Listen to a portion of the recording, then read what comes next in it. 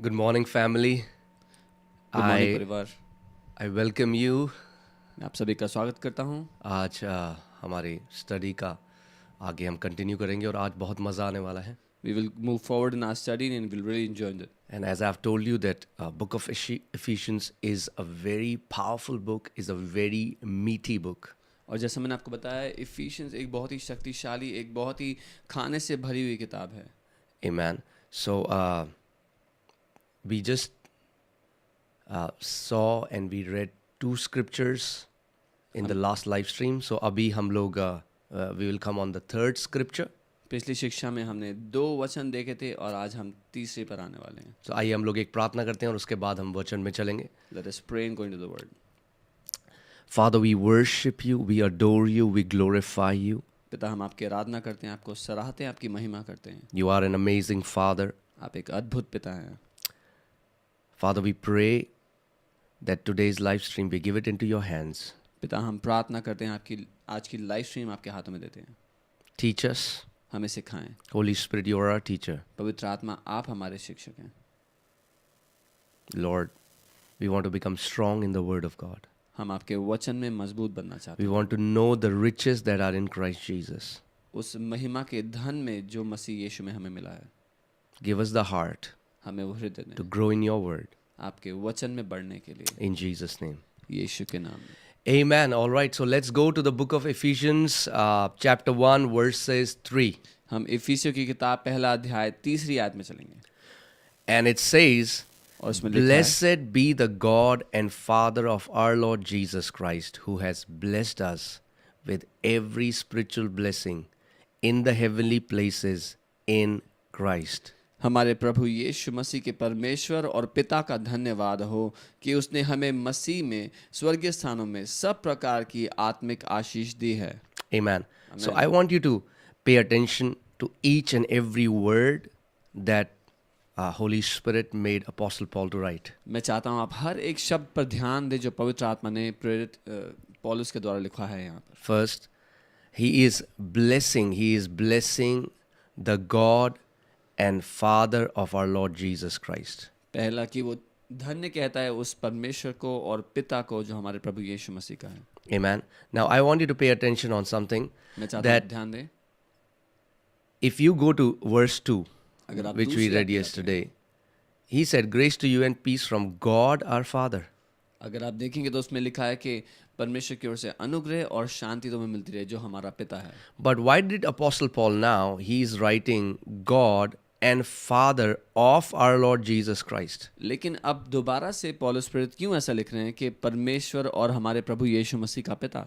That means he is saying that, you know, the Father of Lord Jesus Christ, he's not just his Father, but he's also his God. He's his Father, but he's also his God.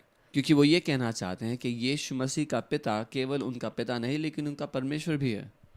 And first thing, he is telling us that he is blessing God for this reason that every blessings, the source of every blessing is God and Father of our Lord Jesus Christ. और वो इस बात के लिए परमेश्वर को धन्यवाद दे रहे हैं क्योंकि हर एक आशीष का स्रोत परमेश्वर स्वयं है, वो पिता स्वयं है।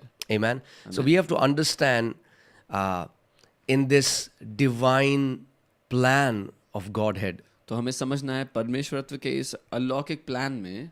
First, let me just go through the scripture and then I'll come back and we'll go in detail. पहले हम वचन में जाएंगे, फिर मैं और गहराई से बताऊंगा। Blessed be the God and Father of our Lord Jesus Christ, who has blessed us, who has, it's past tense, it has already happened. Not that he will, he has already blessed us. हमारे प्रभु यीशु मसीह के परमेश्वर पिता का धन्यवाद हो कि उसने हमें सब प्रकार की आत्मिक आशीष दी है। ये नहीं कि वो देगा, ये हो चुका है। He has already blessed us. वो पहले ही हमें आशीष दे चुका है। Amen. Amen. And the Bible says he has blessed us with every spiritual blessing. और बाइबल कहती है वो हर एक आशीष से, हर एक आत्मिक आशीष से हमें आशीषित कर चुका है। Amen. He has blessed us with every spiritual blessing. वो हर एक आत्मिक आशीष हमें दे चुका है, उससे आशीषित कर चुका है। Amen. आमीन। And these spiritual blessings, so in the heavenly places in Christ. और ये जो आत्मिक आशीषें हैं स्वर्गीय स्थानों में हैं मसीह में। Amen. They are in Christ Jesus. ये मसीह यीशु में है। Amen. So now, let me go back and then let us just go in detail. मैं वापस जाता हूँ, फिर हम गहराई में जाएंगे। So, Apostle Paul is blessing the God and Father of our Lord Jesus Christ because of all the blessings with which he has blessed us. Apostle Paul आशीष दे रहे हैं परमेश्वर पिता को, जो प्रभु यीशु मसीह के परमेश्वर हैं, उन सारी आशीषों के लिए जिससे उसने हमें आशीषित कर दिया है। Amen. And he's saying that he's not just the Father, but he also became God of Lord Jesus Christ. और वो कह रहे हैं कि वो ना केवल पिता है लेकिन परमेश्वर भी हैं प्रभु यीशु मसीह। See, you have to understand the plan of salvation. क्योंकि आपको उद्धार की योजना को समझना जरूरी है। When God made a plan to redeem mankind, जब परमेश्वर ने योजना बनाई मनुष्य जाति को छुटकारा देने की, and Lord Jesus Christ, who is God, और प्रभु यीशु मसीह जो स्वयं परमेश्वर you है। know, John 1:1 says, in the beginning was the Word was with God, and the Word was God. यूहन्ना 1:1 में वचन कहता है, आदि में परमेश्वर था, आदि में वचन था, वचन परमेश्वर के साथ, और वचन ही परमेश्वर था। So the Word that is God became वचन- flesh, वो वचन जो परमेश्वर था वो देहधारी हो गया, became a man. एक मनुष्य बन गया। And when the Word became a man, then the Father of Lord Jesus Christ became his God as well. और जब वो वचन, वो परमेश्वर देहधारी हुआ, मनुष्य बना, तो जो उसका पिता था वो उसका परमेश्वर भी बन गया। So in his human form, अपने मनुष्य रूप में Lord Jesus Christ, Prabhu Yeshu Masih, so the Father is not just his Father, but also his God, like every human being. He's our God. He's our Father, but he's our God. So in the same way, Lord Jesus Christ now, he also, the God, Almighty God, the Father God, also became his God. सो मनुष्य रूप में वो जो उसका पिता है वो ना केवल पिता रहा लेकिन अब हम सब की तरह उसका परमेश्वर भी बन गया। Let me show you a scripture in John 20:17. यूहन्ना 20 उसके 17 से मैं आपको एक वचन दिखाऊं। Now, Jesus has been resurrected. अब यीशु मुर्दों में से जी उठे हैं। Amen. And it's a beautiful thing. He is now resurrected. And, Mary is trying to come near to him. And in verse 17, John 20:17, Jesus is saying to Mary, Jesus said to her, do not cling to me, for I have not yet ascended to my Father.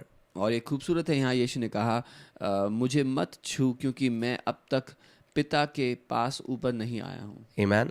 But go to my brethren. This is so beautiful. परंतु मेरे भाइयों के पास जा। ये बहुत ही खूबसूरत है।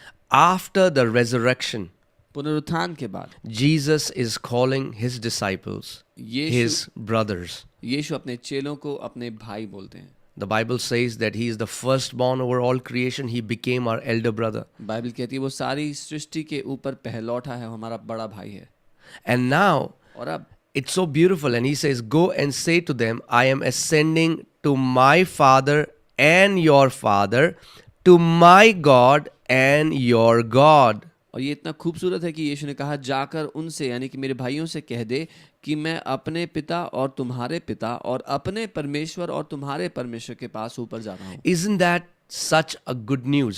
क्या ये एक अच्छी खबर नहीं है? Isn't that so beautiful? क्या ये कितना खूबसूरत नहीं है? That the Father of Lord Jesus Christ today is my Father as well. कि आज प्रभु यीशु मसीह का पिता मेरा पिता भी है। His God is my God. उसका परमेश्वर मेरा परमेश्वर भी है। His Father is my Father. उसका पिता मेरा पिता भी है। And today, और the आज- Bible says in the book of Hebrews, He is not ashamed to call us brothers. Bible कहती है कि वो हमें भाई कहने में शर्माता नहीं है। Amen?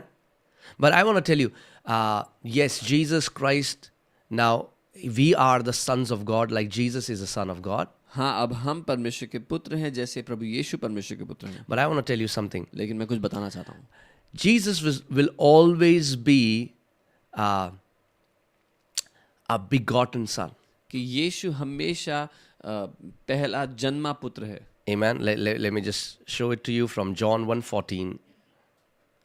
And it says, and the Word became flesh. And we know from the scripture who is the Word. The Word became flesh. Who is the Word? The Word is Jesus. और यहाँ लिखा है और वचन देहधारी हुआ, और वचन कौन है हम जानते हैं, वचन यीशु है। And the Word became flesh. See, so you have to understand that there was a time when the Word was not flesh, the Word was with God in John 1:1. He was in the beginning, before there was creation, before God created anything, the Word was with God and the Word was God. वो वचन जो है उसने देह धर लिया, यानी कि एक समय था जब वचन ने देह नहीं धरा था, जो यूहन्ना 1:1 में जैसा बताया है कि वचन आदि से, शुरुआत से परमेश्वर के साथ था, जब कोई सृष्टि नहीं की गई थी, और वो वचन परमेश्वर के साथ था और वचन ही परमेश्वर था। Amen. And this Word now became flesh और अब वो वचन देहधारी हुआ and dwelt among us. और हमारे बीच में उसने डेरा किया, And we beheld His glory, और हमने उसकी महिमा को देखा, the glory as of the only begotten of the Father, जैसे पिता के इकलौते पुत्र की महिमा, full of grace and truth. जो महिमा और सच्चाई से This भरा हुआ, word अनुग्रह से। begotten comes from the Greek word monogenes. ये जो बिगॉटन शब्द है यूनानी के मोनोजीनी शब्द से आता That means one of a kind. है, जिसका अर्थ है एकमात्र, अनोखा। So we have to understand, even though we are sons of God, you are individually a son of God, like Jesus is the Son of God, but we will never be, we cannot take the place of Jesus. We are like Him, but we are not Him. सो हम, हालांकि हम परमेश्वर के पुत्र बन गए हैं, लेकिन हम यीशु की तरह हैं, पर हम उसका स्थान कभी नहीं ले सकते। He will always be a unique, He will always be one of a kind, because not just He is a Son of God, He is co-equal with God the Father. क्योंकि ना केवल वो अनोखा है, अलग है, वो परमेश्वर का पुत्र होते हुए परमेश्वर स्वयं है। So we have to understand that Lord Jesus Christ, He is the Almighty God, co-equal with the Father, existing from the beginning, the Father, Son, and the Holy Spirit. हमें ये जानना है कि प्रभु यीशु मसीह परमेश्वर स्वयं है, जो पिता के साथ शुरुआत से था, और वो वचन परमेश्वर है। Amen. Now, let me just go to the beginning. Amen. Let us just see the scripture again. So we have to understand, see, when it says that God the Father of our Lord Jesus Christ, who has blessed us with every spiritual blessing in the heavenly places, we have to understand that mankind, when mankind came under the sin, mankind came under curse, and there was no blessing for mankind. और जहाँ ये कहता है कि परमेश्वर ने सारी आत्मिक आशीष हमें मसीह यीशु में स्वर्गीय स्थानों में दे दी हैं, हमें समझना है कि जब मनुष्य जाति पाप में आ गई तो वो श्राप में और हर एक आशीष से दूर हो गई। कोई आशीष नहीं थी फिर मनुष्य जाति के लिए। Amen. So God had to make a plan where Jesus became a man. तो परमेश्वर को एक योजना बनानी पड़ी जहाँ पर यीशु मनुष्य बने। Amen. And not just became a man, He took the curse which was on mankind. That's in Galatians 3:13. It would be on your screen. और सिर्फ मनुष्य ही नहीं बने, उन्होंने वो सारा श्राप भी अपने ऊपर ले लिया जो मनुष्य जाति पर आया था। गलातियों 3:13 में Look what the Bible says in Galatians 3:13. देखिए बाइबल क्या कहती है। Christ has redeemed us. I want you to pay attention, not that Christ will redeem me one day. Christ has already redeemed us. We are redeemed of the Lord. और यहाँ वचन कहता है कि मसीह ने हमें छुड़ा लिया है या छुड़ाया है। ये नहीं कि वो छुड़ाएगा किसी दिन, लेकिन वो उसने हमें छुड़ा लिया है। हम प्रभु के द्वारा छुड़ाए जा चुके हैं। Amen. There are so many believers today who still believe that they are under a curse. आज भी बहुत सारे विश्वासी ऐसे हैं जो ये मानते हैं कि वो एक श्राप के अधीन है। And that's because we have a problem, and the problem is we simply do not believe the written word of God. और वो इस कारण है कि हमारी एक समस्या है, और वो समस्या ये है कि हम लिखित वचन पर भरोसा नहीं करते। We don't believe what the word says. Sometimes we will agree to a popular teaching, we will agree to traditions, but we will simply not believe what the word declares to us plainly, simply. It has already been declared to us. जो वचन हमसे कहता है वो ना मान करके हम लोकप्रिय शिक्षाओं को या रीति रिवाजों को या ऐसी बातों को मान लेते हैं, पर जो वचन कहता है साधारण रूप से हमें बताता है उसको हम नहीं मानते। Amen. कई लोग कह रहे हैं बार बार हिंदी में बताइए, आपके लिए इंटरप्रिटेशन है, आप ध्यान से सुनिए, पास्टर सामर्थ इंटरप्रिटेशन कर रहे हैं। There's interpretation for you. Amen. So Christ has redeemed us from the curse of the law. मसीह ने हमें व्यवस्था के श्राप से छुटकारा दे दिया है। Amen. So come on, wherever you are watching us from, say this after me: I am redeemed from the curse of the law. जहां से भी आप देख रहे हैं हमारे साथ ये कहें, मैं व्यवस्था के श्राप से छुटकारा पा चुका हूं। Now, the question comes, how? अब How सवाल ये did he उठता है। redeem me from the curse of the law? सवाल ये है कि उसने हमें कैसे छुड़ाया व्यवस्था Now, the के Bible श्राप tells us he redeemed us from the curse of the law, having become a curse for us. Bible ये बताती है कि उसने हमें व्यवस्था के श्राप से इस तरह से छुड़ाया कि वो खुद श्राप बन गया। Think about this. इसके बारे में सोचें। Jesus Christ, Yeshu who Masih was with God in the beginning, जो परमेश्वर के साथ था who शुरुआत is से, blessed, who is holy, who is righteous, who is mighty, who is glorious, जो आशीषित है, धन्य है, महिमा से भरा है, महान है, he became a curse for you and for me so that he could redeem us from the curse. वो आपके और मेरे लिए श्राप बन गया ताकि वो हमें छुटकारा दे दे, हमें छुड़ा ले व्यवस्था के श्राप से। Amen. आमीन। For it is written, क्योंकि ऐसा लिखा है, cursed is everyone who hangs on a tree. जो कोई काठ पर लटकाया जाता है वो श्रापित है। So I want to ask you this question. मैं आपसे सवाल करता हूँ, Did Jesus hang on a tree? क्या यीशु काठ पर लटकाए गए?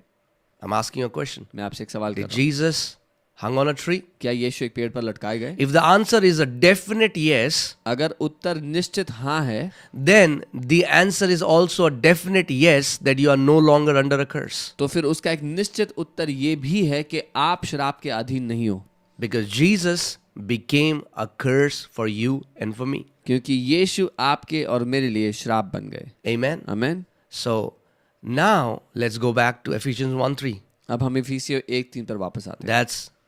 That's our passage for the day. वो आज के लिए हमारा वचन है। And I'm telling you, there is so much meat in this one scripture, Ephesians 1:3, that it will take us maybe a week to just go on and, we can go through the entire Bible and open many scriptures. और मैं बता रहा हूँ, इतना भोजन है इस एक वचन में कि हम हफ्तों तक इसी के अंदर बहुत सारी चीजें देख सकते हैं अलग अलग वचनों से। Amen. So now, hear this. Mankind was under a curse. मनुष्य जाति एक श्राप के अधीन थी।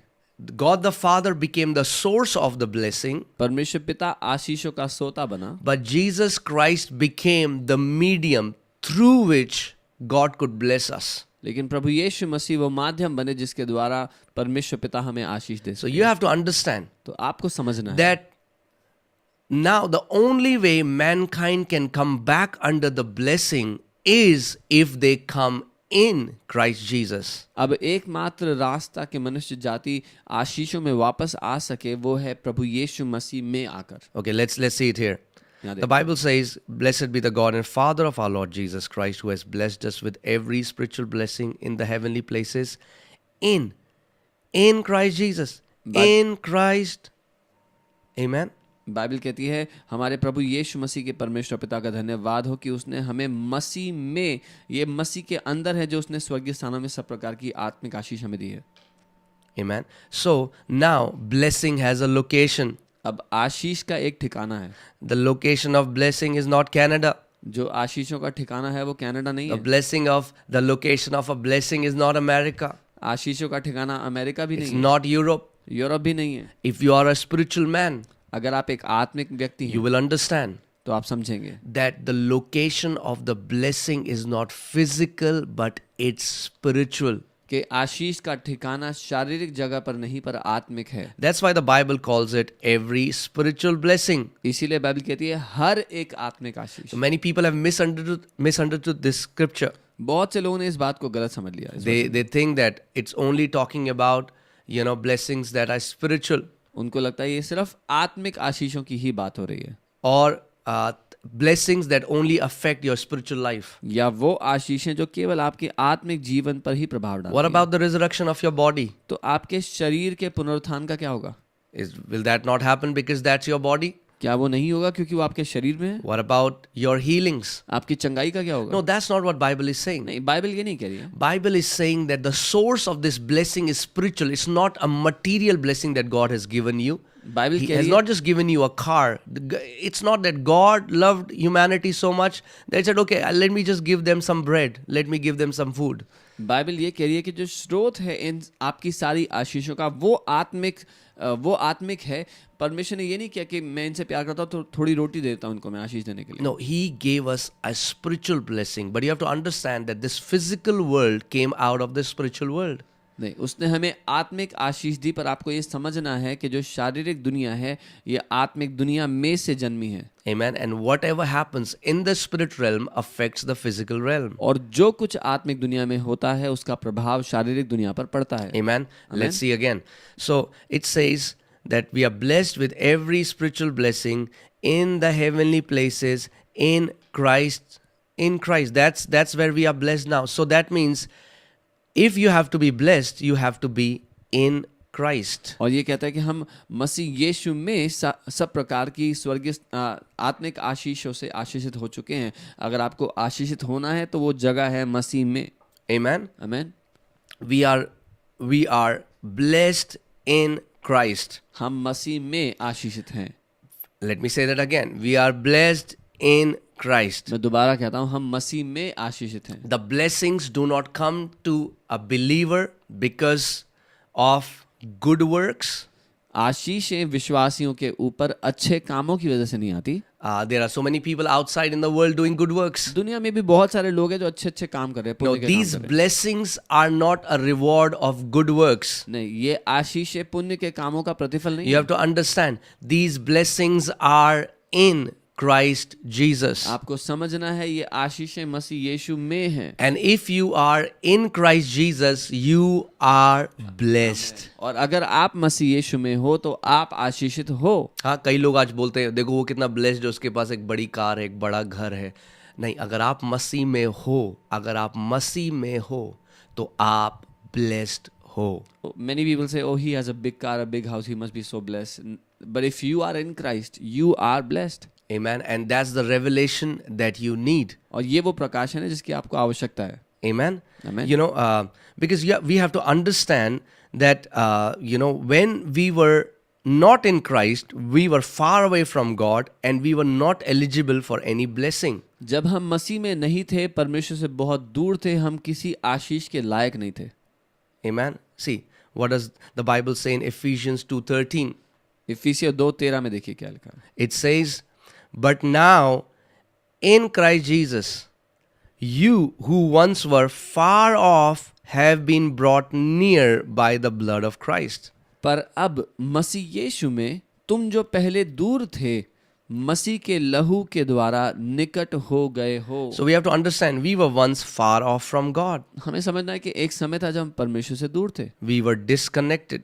हम उससे जुड़े हुए नहीं थे। Amen. And that's why the Bible says, sin came to the world, and through sin, death came to the world. और बाइबल कहती है कि पाप आया और पाप के द्वारा मृत्यु दुनिया में आई। But when I am in Christ Jesus, पर जब मैं मसीह यीशु में हूँ, I am not far off from God anymore. अब मैं परमेश्वर से दूर नहीं There are हूँ। so many people who say, oh, I feel so far from God. बहुत से लोग कहते हैं मैं परमेश्वर से बहुत दूर महसूस करता हूँ। No. You need the revelation of the Word of God. आपको परमेश्वर के वचन का प्रकाशन चाहिए। Because you are now in Christ. If I want you to now study the book of Ephesians and see how many times Apostle Paul uses in Christ Jesus. क्योंकि अब आप मसीह यीशु में हैं, मैं चाहता हूं आप इफिसियों की किताब को पढ़ें और उसमें ध्यान दें कितनी बार प्रेरित पौलुस इसमें मसीह में की बात करते हैं। As God is giving us revelation, let us make a declaration. जब परमेश्वर हमें प्रकाशन देता है तो हम उसको घोषणा Say बनाते this हैं। after me. Thank मेरे you, साथ Father, धन्यवाद पिता, because I am in Christ Jesus. क्योंकि मैं मसीह यीशु में हूँ। Now अब I am not far off from God. अब मैं परमेश्वर से दूर नहीं हूँ। I am not far off from my heavenly Father. अब मैं अपने स्वर्गीय पिता से दूर नहीं हूँ। I have been brought near मैं करीब लाया गया हूँ by the blood of Christ. मसीह यीशु के लहू के द्वारा। How near? कितना करीब? So near इतना करीब that you have been united with Christ Jesus. कि अब आप प्रभु यीशु मसीह के साथ एक हो चुके हो। Amen. Amen. Your spirit and Holy Spirit has become one. आपका आत्मा और पवित्र आत्मा अब एक हो चुके हैं। Amen. आमीन। Now again, let's come back to Ephesians 1:3. हम वापस आते हैं इफिसियों 1:3 पर। As I told you, there is a lot of meat in this scripture. Just one verse जैसा मैंने कहा था, इसमें बहुत भोजन है एक अकेली आयत में। It will take us hours and hours to, to just open it up. घंटों लग जाएंगे इसको सिर्फ खोलने में। All right. So, again, so what should be our response that now, today, we are blessed with every spiritual blessing in Christ Jesus? तो अब हमारा क्या प्रत्युत्तर होना चाहिए कि जब हमें हर एक आशीष मिल चुकी है मसीह यीशु में हम आशीषित हैं, Like Apostle Paul, जैसा we अपोस्तल पौल ने start to कहा, bless our Heavenly Father. हम अपने स्वर्गीय पिता को धन्यवाद देने लगते हैं। When you know जब how आपको much पता He has blessed you, कि उस- the only thing you can do is to bless Him back. जब आपको पता है कि उसने आपको किस रीति से आशीषित किया है, तो आप एकमात्र चीज ये कर सकते हैं कि उसको धन्यवाद दे सकते हैं उसके That's लिए। why David says, Bless the Lord, O my soul, and all that is within me, bless His holy name. इसीलिए दाऊद कहते हैं, हे मेरे प्राण यहोवा को धन्य कह, और जो कुछ उसमें मुझ में है उसके पवित्र नाम को धन्य कह। Bless the Lord, O my soul, and forget not His benefits. And now, what are the benefits? These are the blessings. यहोवा को धन्य कह मेरे मन, और उसके किसी उपकार को मत भूलना। क्या है उसके उपकार? उसकी वो आशीष है। Right? He forgives all your iniquities. वो आपके सारे अधर्मों को क्षमा He करता heals all your diseases. है, आपके सारे रोगों को He चंगा करता है, redeems your life from destruction. आपके So जीवन if you को read विनाश से on and बचाता है। on, and David talks about all the blessings that God has blessed him. तो अगर आप आगे पढ़ेंगे तो दाऊद बात करता है उन सारी आशीषों की जिससे परमेश्वर ने उसको आशीषित किया Okay. था। Now, I want you to focus on this word, in the heavenly places in Christ. मैं चाहता हूँ यहाँ ध्यान दे, लिखा है कि स्वर्गीय स्थानों में मसीह में। Right? Christ is seated right now in the heavenlies, in the heavens. मसीह यीशु इस समय स्वर्ग में बैठे हुए हैं। Amen. आमीन। He is seated there, वो वहाँ बैठे हुए हैं, ruling. राज्य करते हुए। The Bible says that he will sit there until all his enemies are made his footstool. Bible कहती है वो स्वर्ग में तब तक बैठे रहेंगे जब तक उनके सारे दुश्मन उनके पांव की चौकी ना बन But जाए। there's a beautiful truth that Apostle Paul tells us. एक खूबसूरत सत्य है जो पौलुस प्रेरित I हमें want to बताता tell you, he's not sitting there alone. है। मैं ये बताना चाहता हूँ कि वो अकेले नहीं बैठे हुए हैं। Okay, let's see that. देखते हैं Ephesians chapter 2, इफिसियों 2 and we'll read verses 6 and 7. उसकी 6 और 7 हम पढ़ेंगे। Let's read it. And it says, let's read from verse 4. I'll read from verse 4. But God, who is rich in mercy, amen. So I want you, see, our definition of God, our revelation of God should come from the written scriptures.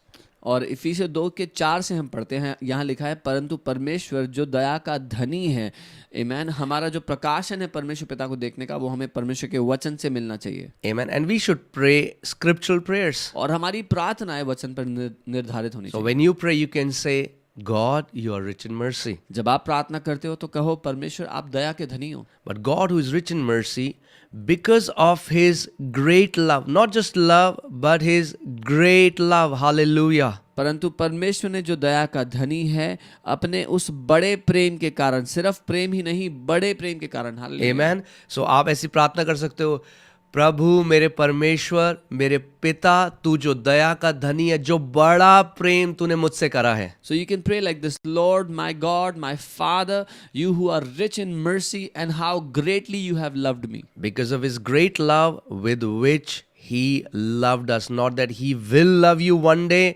when you behave, become good. No, he already loved us. Bible says, while we were yet sinners, God loved us.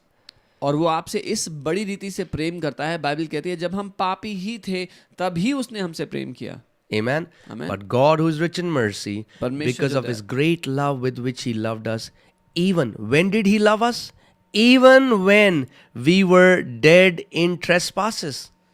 परमेश्वर जो दया का धनी है और उसने बड़े प्रेम के कारण जिससे उसने हमसे प्रेम किया है, जब हम अपराधों के कारण मरे हुए थे, Made us alive together with Christ. तो हमें मसीह के साथ जिलाया। Amen. You have to understand the mystery of the gospel. आपको सुसमाचार का रहस्य समझना है। When Jesus, जब see, Yeshu Jesus is God.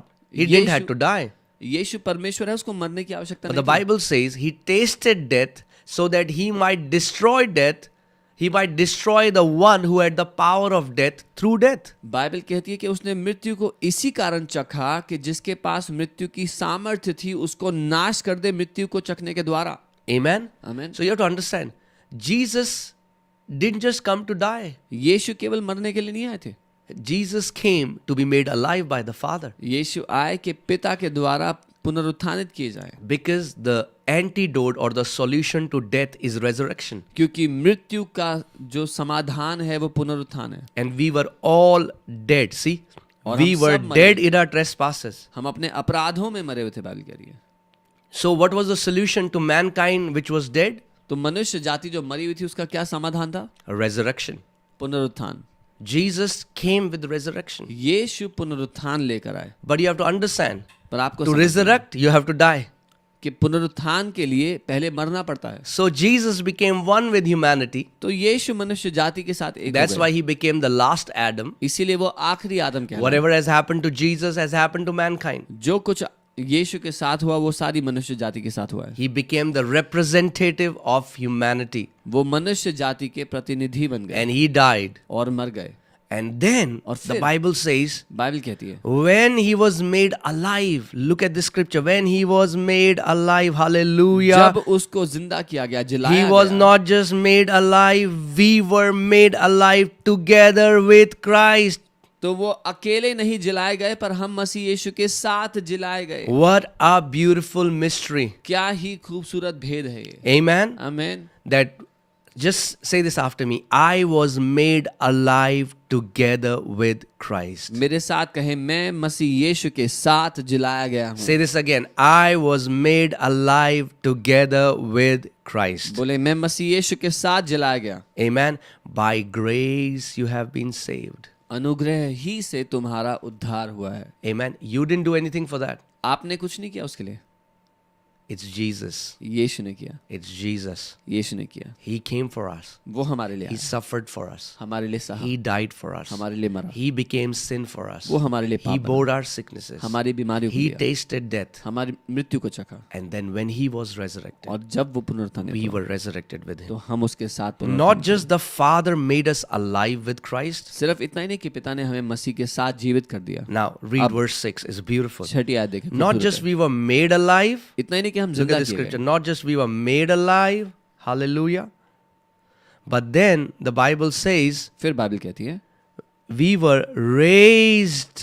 God raised us up together. और मसीह यीशु में उसके साथ उठाया। That means not just the resurrection, but also the ascension.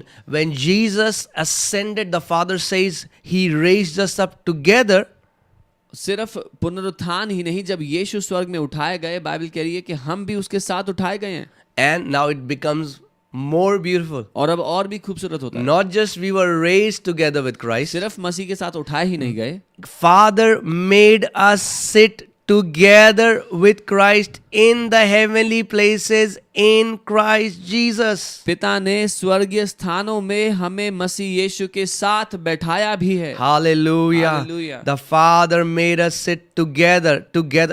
Can you see how many times Apostle Paul uses the word together? पिता ने हमें साथ बैठाया। साथ, आप देख सकते हैं पौलुस प्रेरित कितनी बार साथ शब्द का इस्तेमाल करता Come on, say this after me. है। मेरे साथ कहें, I was made alive मैं जीवित किया गया together with Christ. मसीह यीशु के साथ, I was raised मैं उठा लिया गया together with Christ. मसीह यीशु के Again, साथ। second time you'll see together. फिर आप Third देखिए time, दोबारा। I was made to sit together with और- Christ in और- the heavenly places. और मैं बैठाया गया मसीह यीशु के साथ स्वर्गीय स्थानों में। Amen. आमीन। Now you have to understand, अब आपको समझना है, even though He has blessed us with every spiritual blessing in the heavenly place, you have to understand the depth of it. That means all the blessing in the cosmos, in the spiritual realm, all that the best that God has to do, all of these blessings Father has given us in Christ Jesus. अब आपको समझना है कि जो आशीषें हैं पिता ने मसीह यीशु में, वो सारी बातें जो सृष्टि में अच्छी हो सकती हैं, आशीष की हो सकती हैं, पिता ने वो सारी चीजें हमें मसीह यीशु में दे दी हैं। Many times Christians just think blessing is a good house, a good car. कई बार It's an iota of the blessings. कई बार मसीह लोग को लगता है कि एक अच्छा घर होना, एक अच्छी गाड़ी होना ही आशीष है। वो तो आशीषों में एक छोटा सा बिंदु है। In fact, on this earth, इस पृथ्वी पर we will only experience an iota of those abundant blessings. उन बहुतायत की आशीषों का हम बिंदु भर ही देख पाएंगे या अनुभव कर पाएंगे। Amen. Let me show you from the scripture that it will take you billions of years. क्योंकि करोड़ों साल लग जाएंगे। You know, okay, let's come in verse 7. It says that in the ages to come. This word ages, और 7वीं आयत में लिखा है कि वो आने वाले समयों में, जो this समय word शब्द है, ages is the word eons. ये ईओन शब्द है यूनानी का। And sometimes it means thousands upon thousands upon thousands of years. और कई बार ईओन का अर्थ होता है हजारों पर हजारों पर हजारों Now, साल। now look at this. अब देखें That in the ages to come, कि आने वाले समयों में he might show the exceeding riches of his grace वो अपने अनुग्रह का असीम धन दिखाए in his kindness towards us in Christ Jesus. कि वह अपनी उस कृपा से जो मसीह यीशु में हम पर है। Isn't that beautiful? क्या ये खूबसूरत नहीं है? Do you know that it will take you billions of years to comprehend the kindness of God which was done to us in Christ Jesus? क्या आप जानते हैं करोड़ों साल लग जाएंगे आपको उस परमेश्वर की भलाई को समझने में जो मसीह यीशु में उसने हम पर दिखाई है। Amen. And so even though we are already blessed with every spiritual blessing, I don't think we understand an iota of the depth and the weight of what God has done for us. और हालांकि परमेश्वर ने हमें वो सारी आशीषें दे दी हैं, पर मुझे नहीं लगता कि उस आशीषों की गहराई, उसके भार को हम समझ सकते हैं, उसके एक छोटे से अंश को भी समझ सकते हैं जो परमेश्वर ने दिया। With our human understanding right now, we cannot understand it. अपनी मनुष्य बुद्धि के साथ, अपनी समझ के साथ हम नहीं समझ सकते। But the Bible says God will show us लेकिन बाइबल कहती है परमेश्वर हमें दिखाएगा in ages to come आने वाले समयों में the exceeding riches of his grace. जो उसके अनुग्रह की महान धन, उसका महान धन है, उसके अनुग्रह का। Exceeding riches of his grace. हद से ज्यादा बड़ा Come अनुग्रह on, का let's धन। just pray one prayer. हम एक प्रार्थना Say, करें, Heavenly Father, बोले स्वर्गीय पिता show me मुझे दिखाओ the exceeding riches of your grace, अपने महान अनुग्रह के धन को, your kindness towards me in Christ Jesus. आपकी कृपा को जो आपने मेरी और मसीह यीशु में की है। Amen. आमीन। I'm telling you, Ephesians is such a beautiful book. मैं आपको बता रहा हूँ इफिसियों इतनी खूबसूरत किताब है। Amen. We have just seen one scripture, Ephesians 1:3. हमने एक ही वचन देखा इफिसियों। This one scripture ये एक वचन है। brought me out of poverty. इस एक वचन ने मुझे गरीबी से बाहर Just निकाला। meditating with this one scripture changed my life. इस एक वचन पर मनन करने ने मेरे जीवन को And बदला as I said, और जैसे मैंने financial कहा, blessing is I would say at the last. आर्थिक आशीष जो है वो सबसे आखिरी में है। Like we have no idea what God has done for us. हमें कोई अंदाजा ही नहीं है परमेश्वर I'm ने telling you, हमारे our human understanding cannot comprehend what God has done for us in Christ Jesus. मैं बता रहा हूँ हमारी इंसानी समझ ही नहीं सकती मसीह यीशु ने जो हमारे लिए किया है। The angels, when the principalities, when the rulers, when the thrones, when the dominions, when all these spiritual creatures, look what happened to us, I'm sure they would be saying, these people have no idea what God, the Father of Lord Jesus Christ, has done for them. जब स्वर्गदूत, प्रधानताएं, शक्तियां, सिंहासन जो आत्मिक दुनिया में जब वो हमें देखते होंगे तो कहते होंगे कि इन लोगों को बिल्कुल अंदाजा नहीं है कि परमेश्वर पिता ने मसीह यीशु में इनके साथ क्या किया है। It will take ages. कई समय लग जाएंगे। Amen. It will take ages कई समय लग जाएंगे for us to understand. And as God shows us little by little, ये समझने के लिए, और जैसा परमेश्वर हमें थोड़ा थोड़ा करके दिखा रहा है। see, that's why it's very important that we grow in the revelation and the knowledge of God the Father and Lord Jesus Christ. और इसीलिए बहुत महत्वपूर्ण है कि हम परमेश्वर पिता और प्रभु यीशु मसीह के प्रकाशन में, उसके ज्ञान में बढ़ें। Because God can only show to you what He has done for you according to your spiritual maturity. क्योंकि वो आपको उतना ही दिखा सकता है जितने आत्मिक परिपक्व आप हैं। Amen. Amen. See, like this, like He says, He might show the exceeding riches of His grace in His kindness towards us in Christ Jesus. जैसे वो कहता है वो अपने असीम अनुग्रह के धन को हमें दिखाए मसीह यीशु में, जो कृपा उसने हमें दिखाई उसके द्वारा। Amen. Let's go back to Ephesians 1:3 again. इफिसियों 1:3 पर फिर से वापस आते हैं। Hallelujah. I'm telling you, this is a powerful scripture. मैं बता रहा हूँ ये शक्तिशाली वचन है।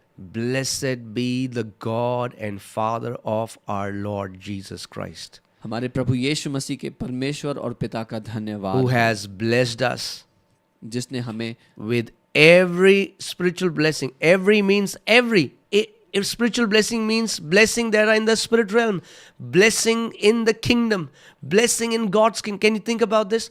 All the blessing in God's kingdom, God has given it to us in Christ Jesus. जिसने हमें सब प्रकार की आत्मिक आशीष स्वर्गीय स्थानों में दे रही है। आप कल्पना कर सकते हैं परमेश्वर के राज्य में, वो स्वर्गीय स्थान, वो परमेश्वर का राज्य है, उसमें जितनी भी आत्मिक आशीषें हो सकती हैं वो सारी की सारी परमेश्वर पिता ने हमें मसीह यीशु में दे दी है। Every spiritual blessing, हर एक आत्मिक आशीष, every spiritual blessing. हर एक आत्मिक आशीष।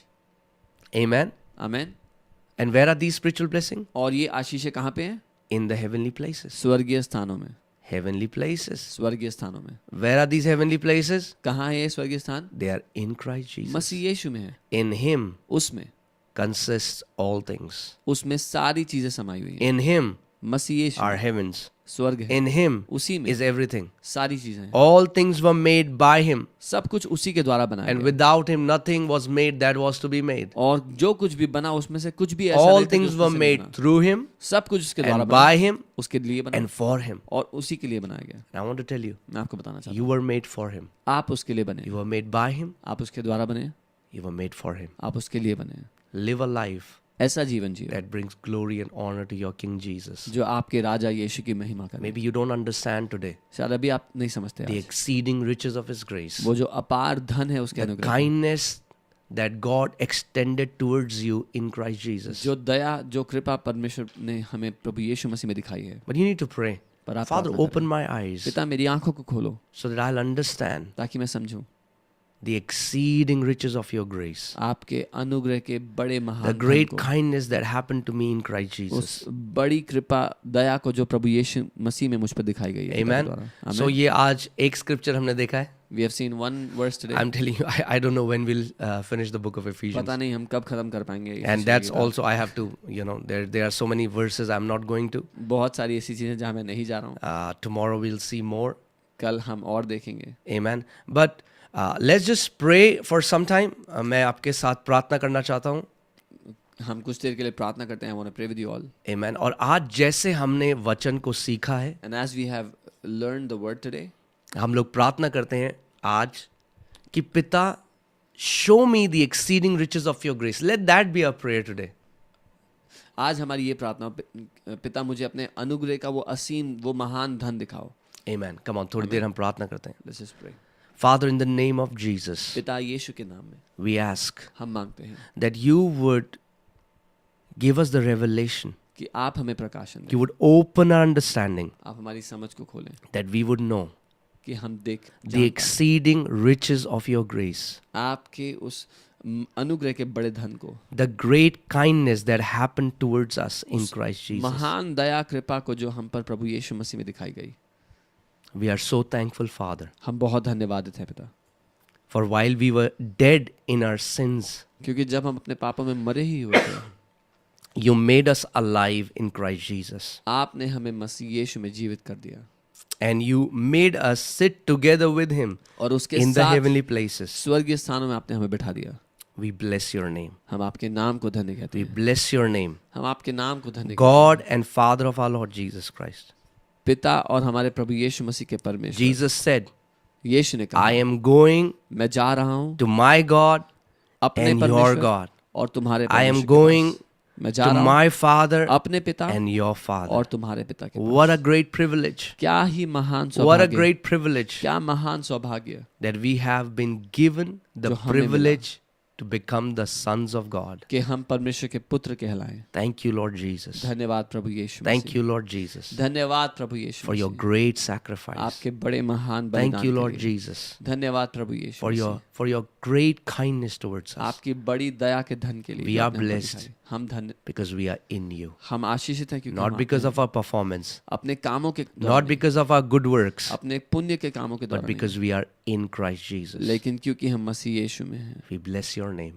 हम आपको धन्य कहते We हैं प्रभु। bless your name.